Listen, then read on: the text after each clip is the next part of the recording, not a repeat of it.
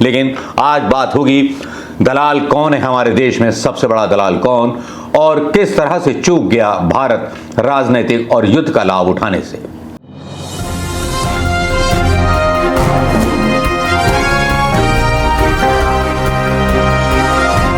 दोस्तों नमस्कार, मैं मनोज कुमार शर्मा आजाद हिंद आवाज न्यूज के लिए आपके बीच में। दोस्तों, जहां एक तरफ हमारा देश जो था कूटनीतिक मात खा गया पाकिस्तान के साथ उस युद्ध में जिसमें मात नहीं खानी चाहिए थी।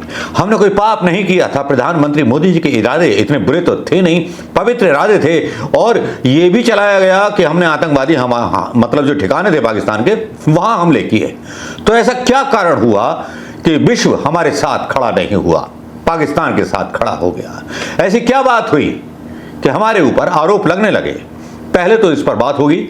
दूसरी बात होगी कि यूक्रेन ने भी दावा किया है कि दलाली ली गई। यूक्रेन ने कहा है ट्रांसफोर एयरक्राफ्ट AN-32 के कल पुर्जे खरीदने के लिए भारतीय रक्षा मंत्रालय के अधिकारियों को 17.55 करोड़ की रिश्वत दी गई है। अब राफेल भी इस मामले में आ रहा है। राफेल के बारे में professor doctor Arun Prakash Mishra tweet करते हैं कि फ्रांस के साथ हुए राफेल विमान सौदे की कीमत रातों रात बढ़ा दी गई। यह कीमत देश के शीर्ष नेता परेश हैदरा के बाद बढ़ी। सरकार का कहना है कि मामला देश से जुड़ा है और इस कदर गोपनीय है कि संसद को ना तो इसकी जानकारी दी जा सकती है ना कोई बहस कराई जा सकती है। JPC का गठन तो बहुत दूर की बात है।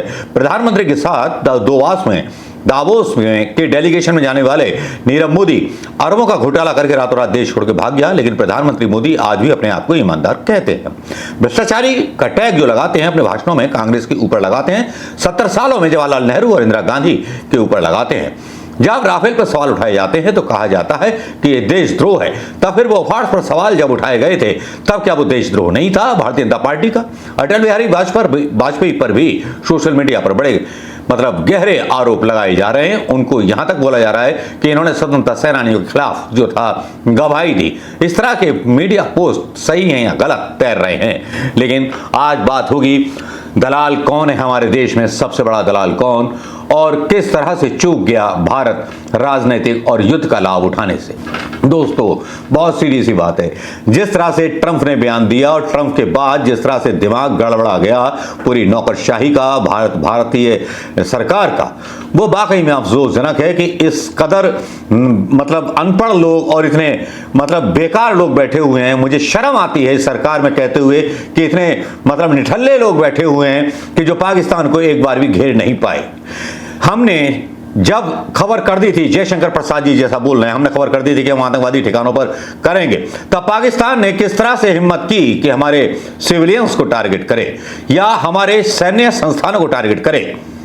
एक तरफ हम जहां मियां बाकू बनकर, मियां शेख बनकर हमारा मोदी मीडिया चिल्ला रहा है कि हमने खाक में मिला दिया, हमने ये कर दिया, वो कर दिया, और दूसरी तरफ जयशंकर बोल रहे हैं कि हमने आतंकवादी ठिकानों को केवल नष्ट करने के लिए ये स्ट्राइक की थी। तो मेरी समझ में नहीं आता कि ये जो मीडिया है ये ISI का एजेंडा चला रहा है, पाकिस्तान का एजेंडा चला रहा है, या क्या चला रहा है। यहां सीधी सी बात है, पाकिस्तान ने कूटनीतिक रूप से जीत इसलिए हासिल की है कि उसने IMF से भी लोन ले लिया, वर्ल्ड बैंक से भी लोन ले लिया, जिसको कोई लोन देने को तैयार नहीं था। प्रधानमंत्री मोदी जी की इस स्ट्राइक से पाकिस्तान को सीधा सीधा फायदा हुआ। भले ही पाकिस्तान के नाम पर कांग्रेस को गाली देते रहे, भले ही बोलते रहे कि गोगोई कांग्रेस का नेता जो था पाकिस्तान गया था, लेकिन इसके पीछे छुपे हुए राज और इन खबरों को जो चलाया जाता है उसके पीछे बहुत सारे राज छुपे होते हैं। यहां राज छुपे हुए हैं उस सौदे से जो सौदा किया गया था विगत उन वर्षों में, जब ये कहा जा रहा था कि 2019 में हमारे पास राफेल होता तो हम धूल चढ़ा देते। बालाकोट स्ट्राइक को लेकर के बात कही गई थी। अब जब आ गया और अब हो गया, तब समझ में नहीं आ रहा कि सरकार कहां क्या जवाब दे। सरकार बोल रही है कि 1 मारा गया राफेल, विदेशी बोल रहे हैं कि 5 मारे गए, 4 मारे गए। खैर, जितने भी मारे गए, फ्रांस की कंपनी का जो राफेल था वो खिलौना साबित हुआ।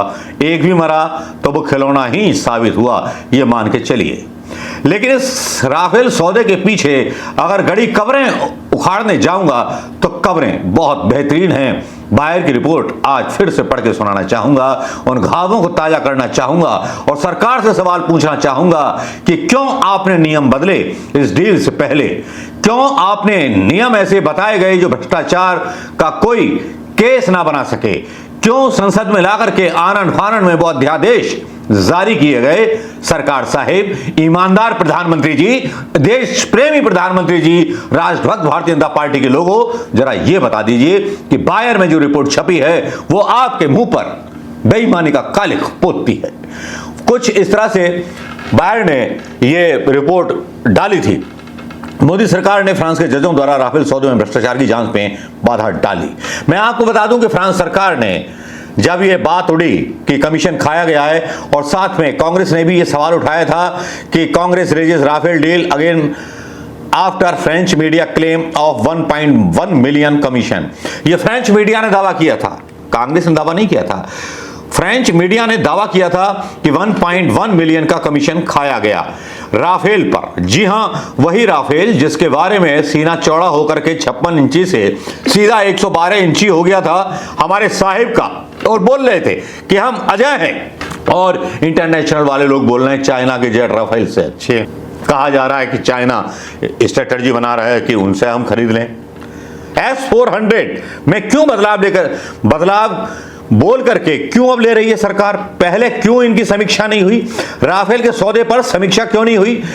ये रिपोर्ट बायर की खुलासा करती है, तब शायद इस रिपोर्ट को दबा दिया गया, या इस रिपोर्ट के बारे में ज्यादा बातें नहीं चली, या देश के लोगों तक नहीं पहुंची। क्या आप इन बातों को देश के लोगों तक पहुंचाएंगे? सेना के पराक्रम में कहीं कमी नहीं थी, लेकिन जब सेना के हाथ में खिलौने वाली पिस्तौल थमा दोगे तो सरकार क्या करेगी? लेकिन इसी बीच एक खबर और आती है। उधमपुर का एक विधायक है बीजेपी का, वो बोलता है सारे सोए हुए थे, मतलब बेइज्जती करता है। किन की बेइज्जती करता है? सैनिकों की, कि सोए हुए थे, एयरबेस पे हमला हो गया। लेकिन दूसरी तरफ जब उधमपुर पे एयरबेस के हमले की बात आई थी तो इन्हीं हमलों की बात को नकार दिया था सरकार ने। बोला था वो तो काम कर रहा है, वो तो कुछ नहीं है, जबकि एक जवान की वहां मौत हुई थी। ये खबरें हैं, जो हेडिंग हैं, जो डाले गए थे, जो बताए गए थे, हमें वहां पर दावे किए गए थे।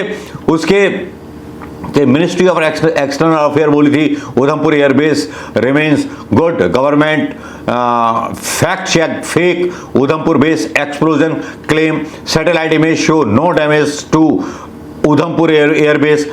तो फिर जब कुछ हुआ नहीं था तो इतनी सारी सफाई डालने की जरूरत क्या थी? क्या हुआ? नालायकी होगी इनकी, सोए होंगे ये लोग, हमारा तो कसूर नहीं। ऑपरेशन सिंदूर के दौरान सत्य ध्यान में एयरफोर्स स्टेशन में क्या हुआ? नालायकी होगी इनकी, सोए होंगे ये लोग, हमारा तो कसूर नहीं। देश को अगर आप ये नहीं बताएंगे कि हमारे साथ क्या हुआ है, हमारे सैन्य ठिकानों पर हमला हुआ है और पाकिस्तान ने उल्लंघन किया है, पाकिस्तान ने आतंकवादियों का साथ दिया है, तो आप जरा सोचिए कितना समर्थन हमारे देश को मिला होता। हिंदुस्तान ने तो नकार दिया कि हमारे साथ कुछ नहीं हुआ है, और शहबाज जो था कूटनीतिक चाल जीत गया मोदी से। मतलब ज्यादा बुद्धि रखता है भाई साहब से। भाई साहब तो सिंदूर बंटवाने में मस्त हैं चुनाव के लिए, बांटो सिंदूर। लेकिन शहबाज ने बड़ी कूटनीतिक चाल चली, बोला ब्रह्मोस मिसाइल से हम पे हमला हुआ है, हमारे सैन्य ठिकानों पर हमला हुआ है, ये बात बोली जा रही है। ब्रह्मोस मिसाइल से हमला हुआ है और हमारे ठिकानों पर हमला हुआ है, ये बात बोली जा रही है।